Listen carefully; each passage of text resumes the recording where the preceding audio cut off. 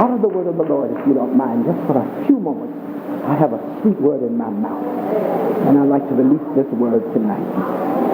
Out of Psalm 119, the 119th Psalm, verses 67, verse 71, and verse 75. 3 verses. Verse 67, verse 71, and verse 75. Here beginneth the reading of God's word. Before I was afflicted, I went astray. But now have I kept thy word. 71. It is good for me that I have been afflicted, that I might learn thy statutes. 75. I know, O Lord, that thy judgments are right, and that thou in thy faithfulness hast afflicted me. The text, verse 71. It is good for me that I have been afflicted, that I might learn thy statutes. Our subject tonight, it was good for me. It was good for me. Lord, for just a few moments, minister to the hearts of each that have gathered at this holy convocation. Bless your people. Anoint this full mind of mine. I humble myself in your presence. I know nothing but what you tell me. I can give nothing but what you say. I can do nothing without your anointing. I seek never to rob you of the glory, neither the honor. But I recognize without you I'm nothing and nobody.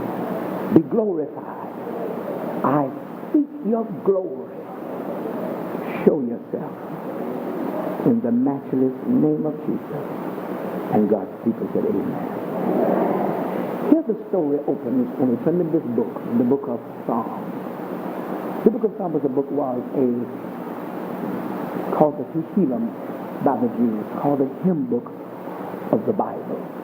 It was a book where people have written or who have spoken in it.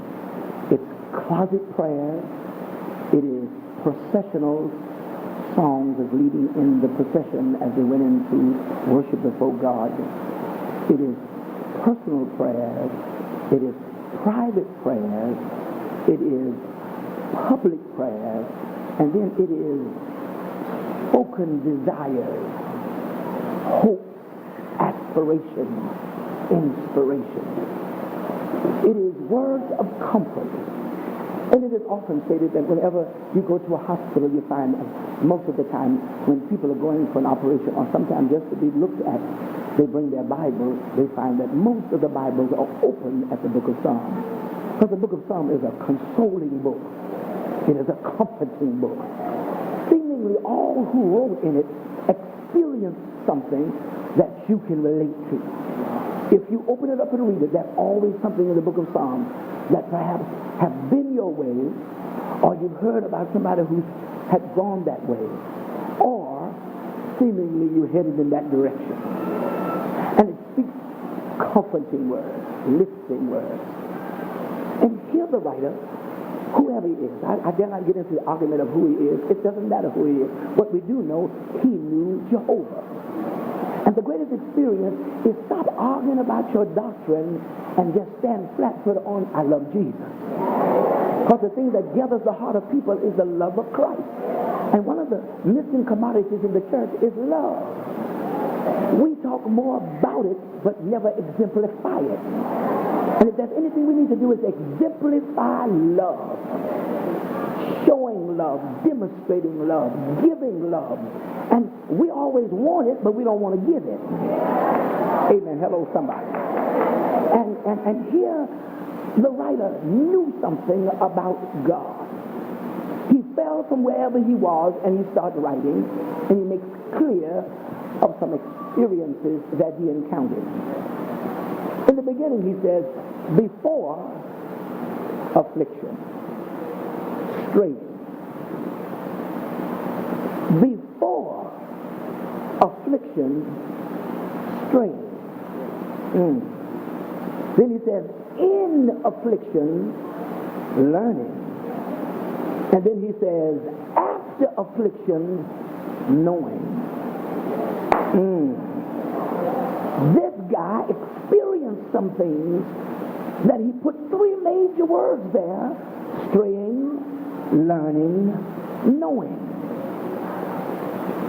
Some of the experiences we go through is not always the devil. And Pastor, some of the things that I've gotten tired of in the church is that the church mother's putting everything on the devil when, first of all, he is not omnipotent. He's not omnipresent. He's not omniscient. He doesn't know everything. He's never at the same place at the same time. And he doesn't have all power. But isn't it amazing? The only people you hear talk about him is Christians. When you were in the world, you didn't talk about no devil.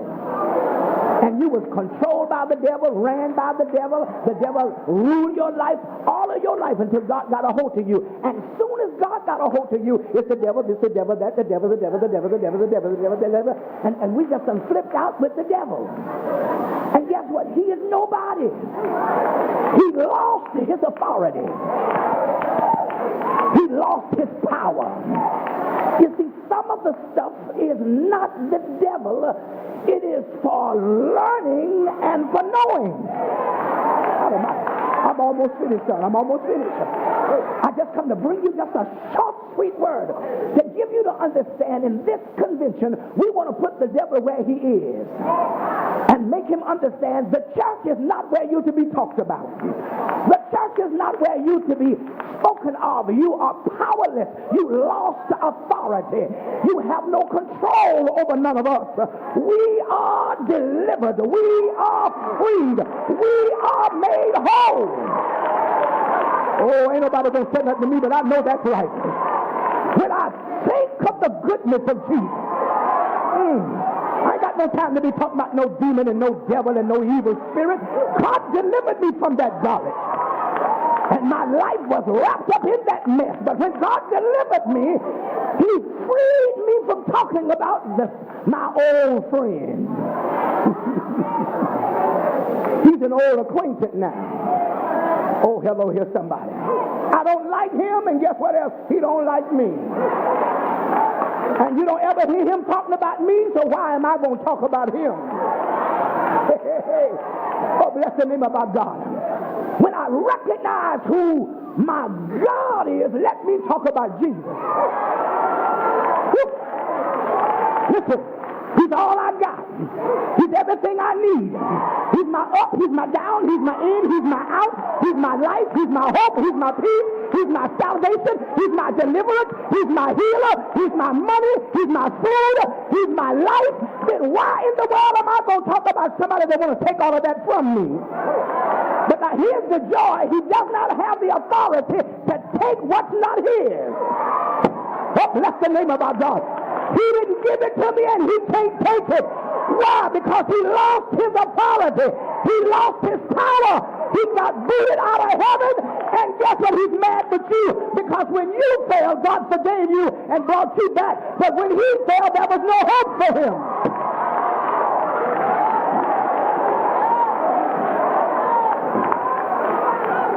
There was some stuff that was not good for me. There was some stuff that was not good to me. But I want to talk about not that was not good for me, and I don't want to talk about that which was not good to me. Because there's a whole lot of stuff that wasn't good for me, and there's a whole lot of stuff that wasn't good to me. All of that stuff is negative. And since I've been called to preach the positive, why acknowledge the negative when I got so much to say about the positive?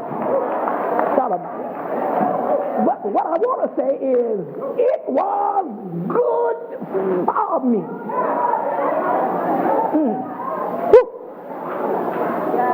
When I look over my life and recognize there's some things that I went through I didn't know was God because everybody was telling me it was the devil. But when I checked with Job, he left a record for me to know that everything you go through is not the devil. some stuff you go through is good for you. Woo. Thank you, God. But because the church don't understand what God's doing, the church has a tendency to judge you based upon their experiences. Oh, God, I'm out of here. But you can't allow people to judge you and you live by their judgment. Let me say that again. You can't allow people to judge you and you live by their judgment. Because all things work together. Let me say that again. All things, not some things, but all things work together for good to them that love the Lord, the called according to his purpose. So everything I've gone through, God got a purpose for it. Everything that happened to me, God got a purpose for it. Oh, I know you weren't going to say no amen. Because you think it was the devil, but I want you to know God can take stuff that the devil even meant for evil and turn it around and make it good. Hey, cut him out of here. So even if the devil did do it, God can turn it for me. Woo! I wish I had somebody to understand that. Anybody God ever turned some mess around for you? That response is horrible. Let me say that again. If I ask you about what the devil been doing to you, has anybody ever been broke? Anybody ever been hungry? Anybody the devil been fighting you and people been gossiping on you? Probably you go, yeah. But I ask you the question, has God turned some mess? Woo! And you know why you should have hollered? Because you was your first mess. You see, God allowed you to get in some mess so he can change you from a mess to a message. Oh, bless his name. It was good for me. Look at somebody and say, it was good for me. Notice the writer. The writer said it was good for him, but he didn't say it was good for him until after. Until before. You see, you don't know what's good to you until you've experienced some stuff. And when you come through experiencing some things, while others are talking about what they heard, you start to talking about what you know. What do you know, Roy Brown? I know in whom I have believed. But I am persuaded that nothing. Oh, God, I'm out of here. I'm persuaded, I've been pulled to this, I've experienced this, that nothing is going to separate me from the love of God because I've come to know certain things.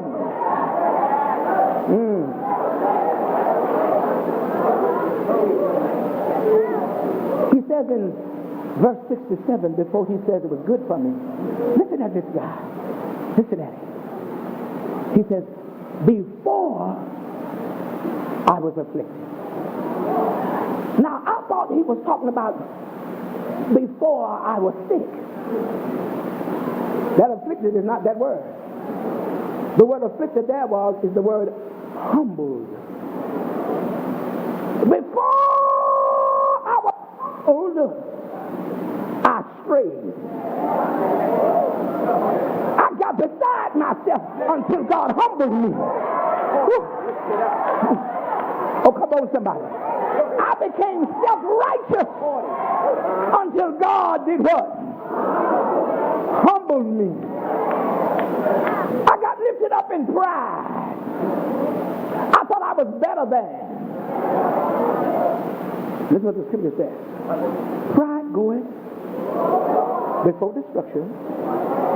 A haughty spirit before what? A fall. You'd be surprised how many haughty saints, prideful saints. Our conventions in our church is to bring us to understand when we get back to our local assemblies, we want to be rid of pride, boastful. Let me get the one that nobody wants. Ugly. And ugly is not now talking about facial. Because if you really get saved, he beautifies the meek with salvation. Hello, so we're not talking about mascara and we're not talking about eyelashes and all that junk. We're talking about pride, a spirit that lifts one up, thinks himself to be what he is not, but can look at somebody else to condemn the other person without first looking at myself and say, but if it was not for the grace of God, there go I. But because the grace of God, he should have cut me down. He should have cut me off. But because he was such a loving God, he didn't cut me off, and I can't afford to condemn nobody else, because but for the grace of God, every time I look at somebody else, I say, there I go. But because God delivered me, bless the name of our God. He's got a day that he will deliver everybody else. Let me drop this bomb on you. You're going to be surprised what God's going to do to other folks. The one that you done put down until everybody ain't nothing, there'll be nothing. Let me tell you about God. God is a God that likes unlikely people. How do you know? You was unlikely till he started liking you. You was unlovable. You were nothing, but all your education and all your brightness, you still was a fool. Because guess what? The paper you got from the school only says that you got man's knowledge. But man's knowledge cannot compare with somebody that's got an anointing.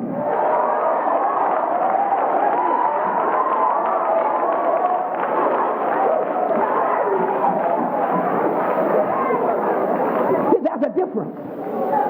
And then don't get caught up in how people look. Clothes, I've been saying it all year long, clothes only identify you. And identification is only for temporary where somebody see you. Hello here. But the anointing enables you. What do you mean by enables you? What you couldn't do in the natural, when the anointing comes, you got the strength to be able to do what you couldn't do. So you don't ever have to get into that haughty spirit of becoming prideful and stuck on yourself and jealous of anybody else. Because before affliction, I strayed. I want you to know most of us have strayed right in the church. As soon as we come out of praise, we're condemning somebody. Child, look at her dress. Well, how do you know that's the only dress she's got? And maybe she gained weight, but she wanted to come to church, but that's the only one she got left. And maybe the other 12 she had is tighter than that one she got on. But you know what we do? We condemn folks and put down people. And guess what? You got to catch a fish before you can clean it. So when you go back to your church, don't go back there trying to get the fire ready and the skillet ready before you catch the fish. And don't look at the fish and start throwing your nose up in your eyes at the fish, because she likes the head of the fish and you don't like the head nor the tail. Different strokes for different folks. Come on. I like fish soup, but I don't eat the fish when I see his head. You can put his head in the fish soup, and I'll eat the soup. But if you fry his head, eyes looking at me, and I look at it, I don't want it. I don't want no part of it. None whatsoever. He can't look at me and I try to eat.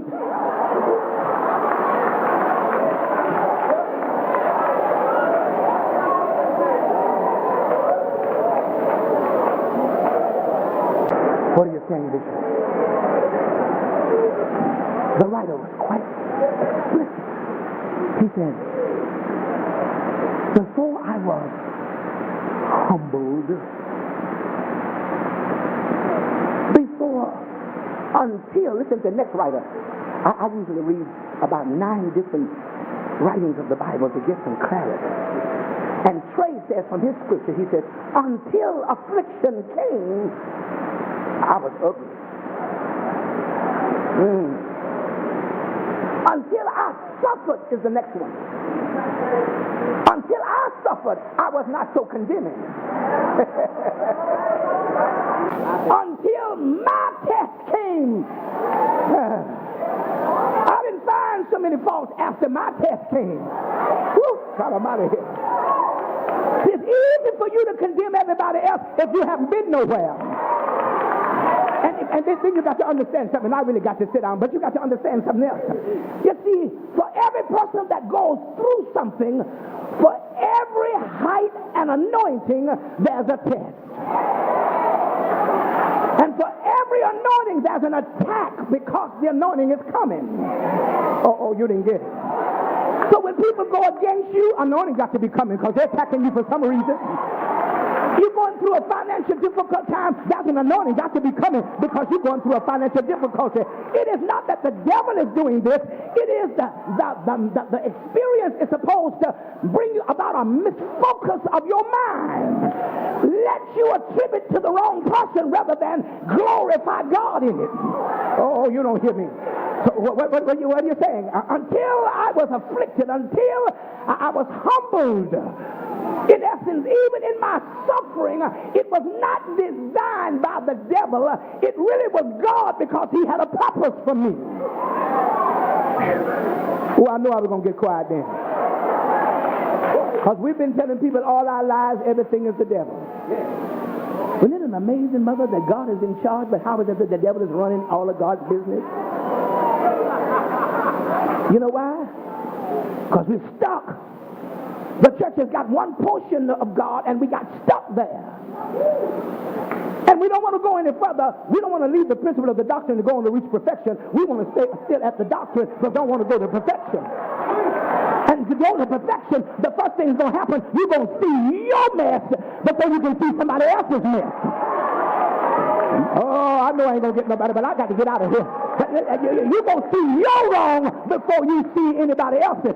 You see, we are right about baptizing in Jesus' name, but we are wrong because we ain't got no love. We are wrong because we don't have no wisdom. We are wrong because we don't have no understanding. We are wrong because we don't know how to forgive. We are wrong because we are not willing to follow leadership.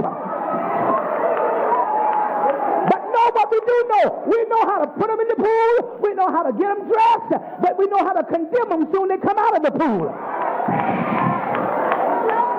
We know how to put them down soon as they get into church. The preacher bring them in, but guess what? You drive them out with your mouth. You know why? Because you haven't been through nothing yet. You haven't been through nothing yet. Wait until you suffer. Wait until your affliction comes. And let me share with you, just keep on living if you haven't gone through nothing yet. Don't you dare get boastful. Just keep on living. Listen, the name Job means every man will have a day. Well, but God is simply saying, if you haven't had a day yet, just keep on living. Your day is coming. Look at somebody and say, I just want to tell you your day is coming. And notice the next one. Whatever a man soweth, whatever a man soweth. Look at somebody just say, whatever a man soweth, that shall he also reap. The writer says, before I was afflicted, before I was humbled, before I came to understand some things, I strayed. Now see, here's what the church is, Pastor. The church is not really strayed in that everybody's committing adultery and fornication. No. We ain't going that route. We ain't going that route. But you know what it is? We don't have no obedience. We can buck, huck-a-buck. We can do the slide in the spirit. Hello. We can do everything in the spirit, but isn't it amazing we can't live in the spirit? We can't even deal with one another in the spirit. Oh, you ain't going to help me. Much of our preachers are dying because we're constantly in some room with two saints that's at war with each other. She can't stand that sister because she prays a little longer than me. She can't stand that other sister because she prays, child, everything she prays is about her personal life. Well, what am I supposed to pray about? Your life? Mine. This is a personal time with me. And when I get in the Holy Ghost, God go to bringing things about me to me. Oh, and she's forever confessing. Every time you look up, she's confessing and owning up to something. But guess what? That's the only way I can get my deliverance is to own up and confess. You see, when we came along, you know where we stayed? When we came along, they made us come to the altar. The altar wasn't made for no sinners. They made the saints come to the altar because the saints understood every time they looked up, there was something going on with me, but I got to go to the altar and get this thing right. Oh, come on here, somebody. But the only time you're going to come to the altar is when you start seeing yourself straying in your attitude. And straying is not necessarily you don't come to church anymore. You're home, sitting at home and not in church. But straying is you sitting there your legs crossed, and an attitude got you going. And you're angry with somebody, and the person don't even know you're angry with them, and you sitting up there just as dead, cold, and dry, and the person you mad with just praising God. And you sitting up there mad with them while they bless the Lord, oh my soul, and all that's within me, bless his holy name, and you get an attitude, you want to hunching your friend. And your friend is a nut too, because the nut sitting up there joining you against something that they don't know what they're joining you about. But when you understand, before I suffered, before I was afflicted, before I came into the hardship that I came in, I was strained. But now I understand God punished me for a reason. Go back and look at the next word for that word afflicted, the word punish. He punished me for a reason. So before I was humbled, I strayed. Before I came into the affliction that came on me, I strayed. And to go astray, it's easy to do it in the church, on the cross stand, on the instrument, right hand behind you and at the door, and got an attitude on the door, saying right there in the church. Hello, somebody say, grace and peace be unto you.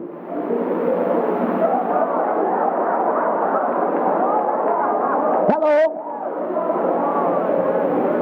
Well, let me tell you something. Is it possible, Bishop, the reason there's so much sickness in our church is that we have not come to the knowledge of obedience in God like the saints of old?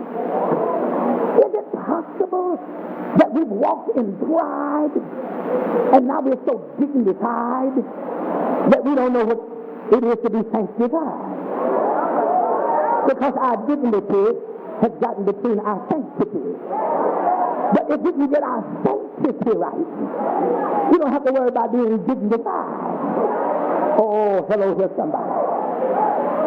Before affliction, before the things happened to me, I was strained. But now I understand what was happening to me was to get me from straying so that I could be an honest individual. Can it be that much that's happening to us is to break us, to melt us, to mold us, to shape us, so we can get another refilling? He says, and I like this part, he says, before I was afflicted, I went astray.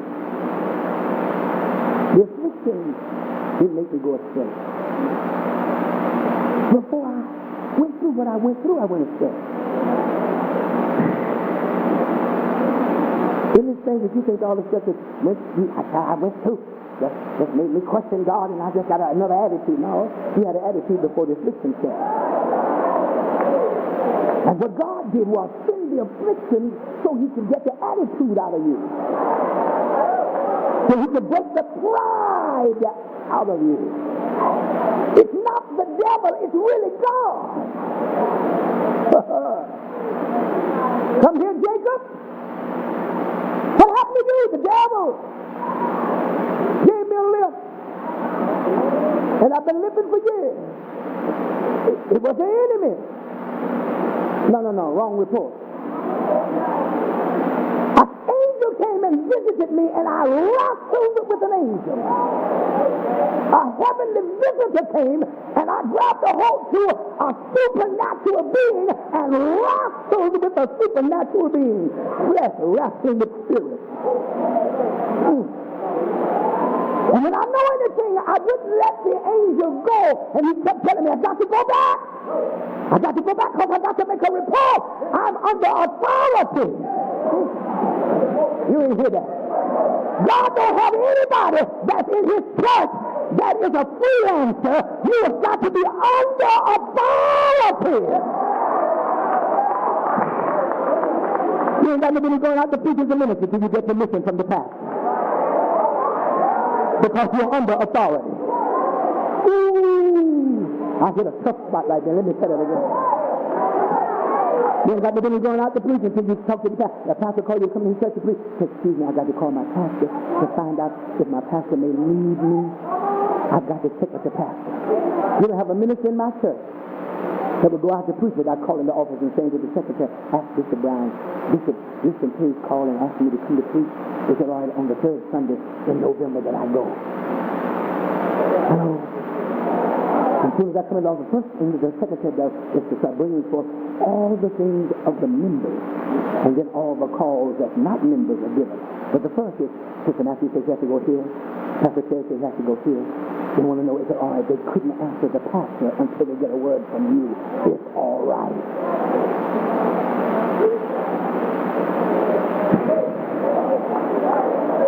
The angel said, I got to go. I was sick, but I can't stay here. Let me go. And he started wrestling. He had to get back because he was sent from heaven, but he had to go back and report to heaven.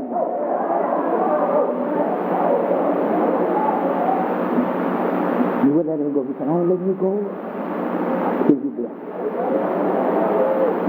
I know you got to get back there, but I ain't never seen nothing like this. And I got a hold of you, and I ain't letting you go till you bless me. It's a delight to have you. And to recognize that he was holding on to a supernatural being in the form of flesh. And the angel saw he wasn't going to let him go. But when he blessed him, he knocked his star out. And when his star went out, he walked around for the rest of his life. I paid a price to get this anointing. You see, if you suffer for what you get, you're not so easy to let it go. God help me hold it down. If you go through something to get what you got, you ain't so quick to get it up. But if you got it because you stole it, it don't mean anything. There's no value to it. But I got to be anointed. God, whatever it takes, you got to anoint me. I don't care if you have to knock both my thighs out, but I got to be anointed. Whatever I suffer, as long as I'm anointed, it's all right. If I could just have the anointing. And that's where we got to get quiet. You got to get to the place where I just don't want to sing, but I got to be anointed. So if I got to go on a cane, Sister Graham, let me go on a cane, Lord, but I just still got to be anointed. Hello to somebody. I don't care if I don't sing too hot, but when I open my mouth about you, let an anointing fall on me. Hello to somebody.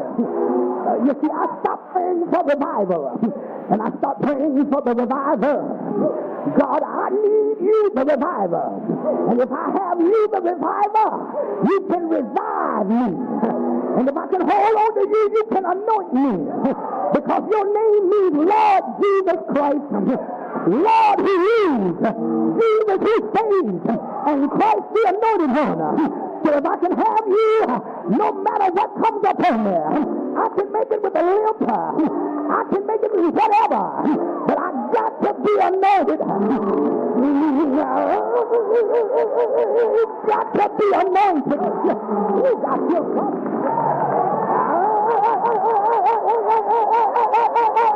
got to be anointed. I may not dress like you, but I want to get dressed up in Jesus.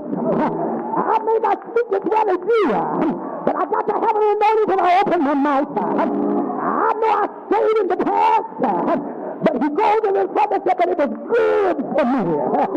I didn't know what you were doing when I was going through it, but when I look back where I come from, when I look back over what I suffered, when I look back over what hurt me, it made me what I am. And I want to open up my mouth and tell you, God, it was good for me. Look at somebody and say, it was good for me. Oh, you just said it because I said it. But I want you to look over some stuff you've been through and know that helps to get you where you are. And tell somebody again, it was good for me.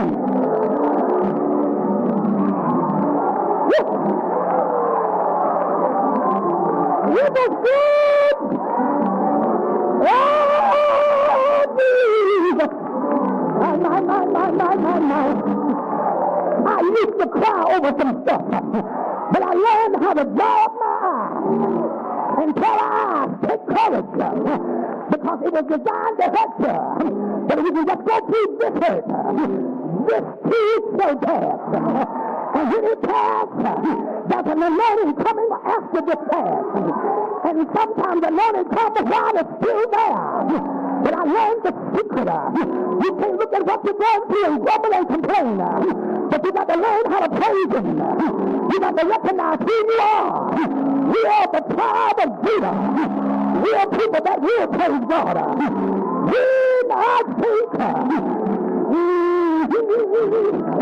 All the goodness of Jesus. When I look over my life and see some stuff I've been through, I thought it was the devil. But now I know some of that stuff was to separate you. It was to pull you out. Because God had you to go a little higher. And some folks are settled down here in need repair. But God called you to go higher. And anybody, too much is given, much is required. And too much is required. I'm not going to allow nothing to stop me from my praise. I owe him. Anybody else who like me, I owe him. I've got to praise him. I've got to open up my mouth. I've got to give him glory. I've got to tell God thank you. Laugh at me, but I got a liar. Talk about me, but I got a liar. Tell your kids nothing, but I got a liar.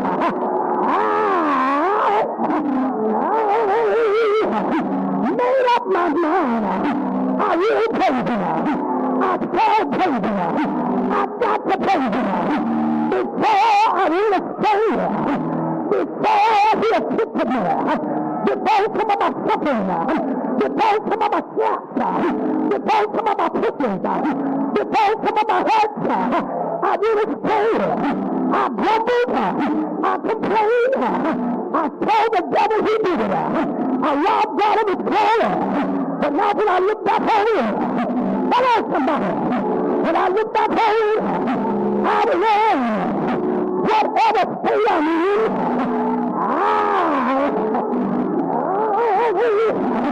I learned whatever state I'm in, that I used to be content. I've learned how to tell him thank you. I still don't like him, but thank you. Oh, I still don't like him, but thank you. That's what's in the matter. Thank you.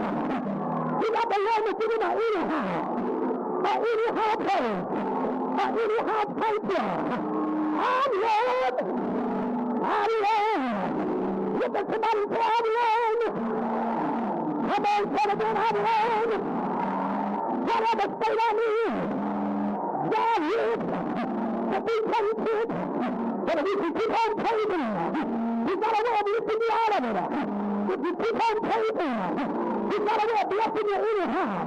If you keep on praising Him, people that praise God, get before people that don't. People that praise God, get blessed before people that won't. People that praise God, get healed before people that won't. People that praise God, get ahead of folks that won't go nowhere.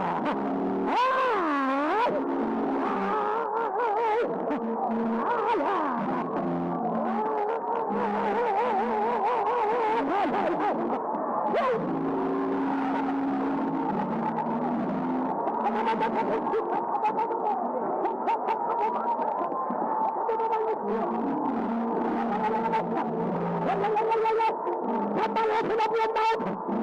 Give him glory. Give him honor. Hey! Hey!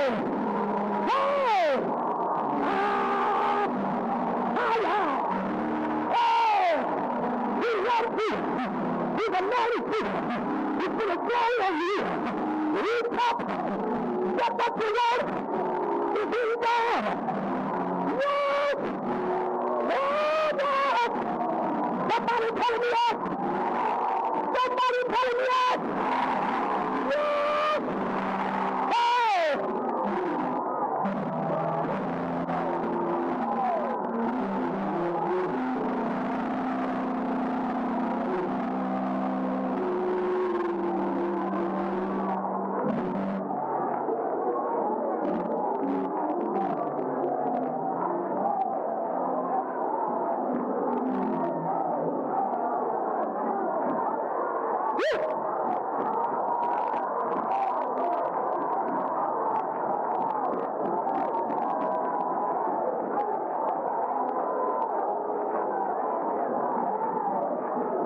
It was good for me. Let me tell you what he said to me. He said, it's good for me that I have been past tense. Not present tense. It was good for me that I have been. So guess what? When you look at what you're going through, you can speak up the positive of what you're going through. But you got to come to the place where you recognize that I'm coming out of it. Look at somebody say, I'm coming out. And somebody ought to say, I'm already out. Hey, hey, hey, hey, hey, hey, hey, hey. Woo! Hey!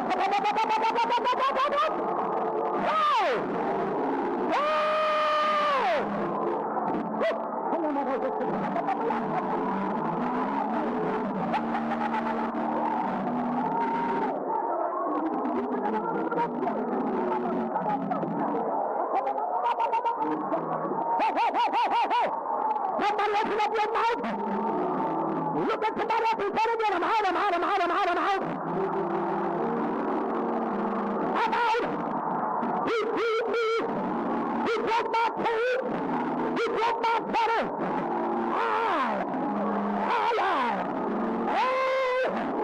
Stop the praising.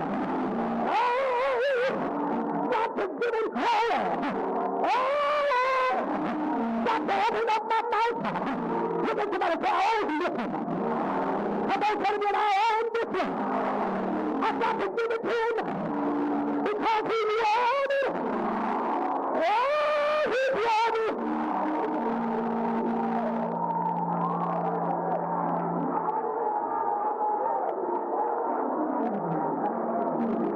It was good for me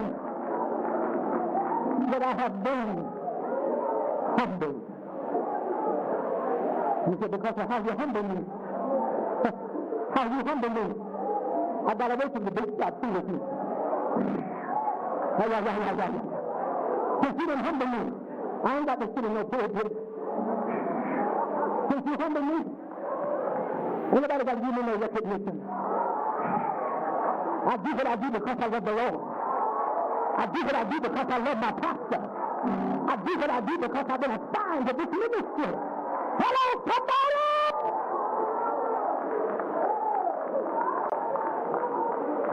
He says, I've been humble. I've been humble. But he hit my son. He hit my son until I said yes. I come to tell somebody in here, there's some sicknesses that you have because you talk too much.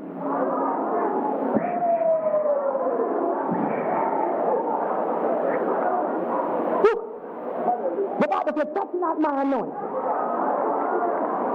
And I know y'all don't believe that stuff, but I believe what this Bible says. It says, touch not my anointing, and then it says, don't be the prophet. Don't see no prophets in him. You ain't got nothing good to say about the prophets, don't you say nothing. You know why? Because if I sow evil, I'm going to reap evil. Hello. He says, and I'm sitting down. It was good for me that I have been afflicted, that I might learn thy word, that I might learn thy statutes, that I might learn to be obedient, that I might learn to submit,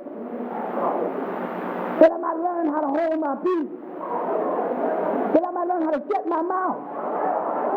So God, you ain't got to let me go that route no more. It worked, Lord. It worked. I can shut up. You ain't got to tell him stop by before I shut up. When I set up, you ain't got to sit no step back. You ain't got to hit my thigh and I'll never move again. God, you don't have to let me suffer. You ain't got to sit no cancer by before I'll come to order. Hey, God, I surrender to you so you can heal my cancer. Oh, hello for somebody. Because great is our God. I have been humble. I've been humble. That I might learn, that I might identify with, that I might study, that I may be taught thy statutes. I don't go to church to argue with the pastor about the belief of the church. I don't go to church to chide with the pastor and to question what he's saying, and you're looking at the scripture.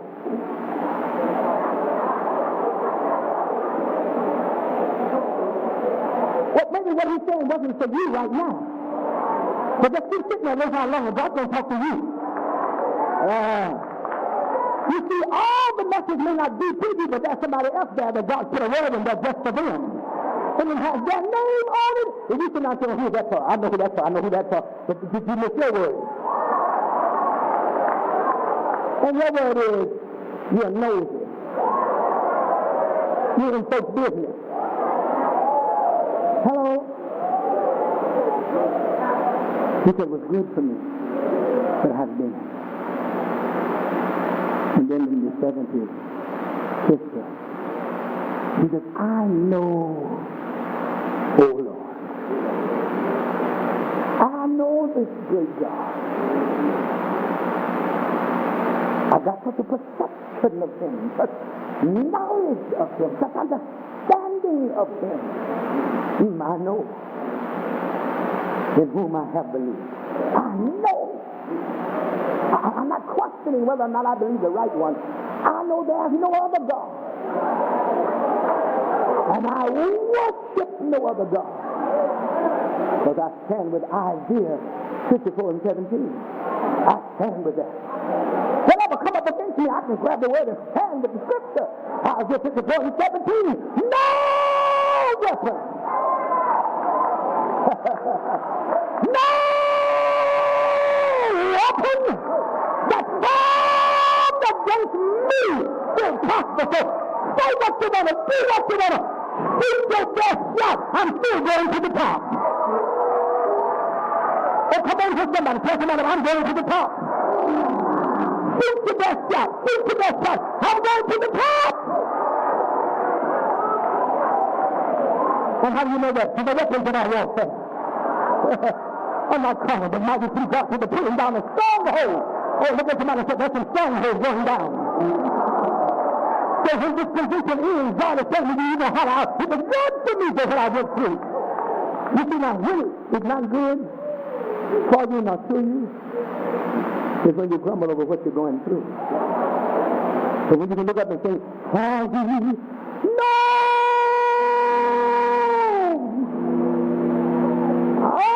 I'm so glad he knows. He knows us. You see, I don't know, but he knows just how much.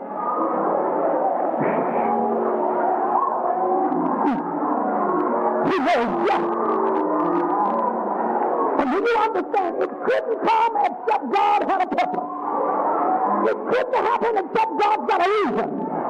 So I'm going to open my mouth and give him glory, pay tribute to him, and just I'm going to wave my hand, I'm going to bend my back, I'm going to jump up and down, leap and scream and holler. I'm going to open my mouth and give him praise because I recognize that all things does work together for good.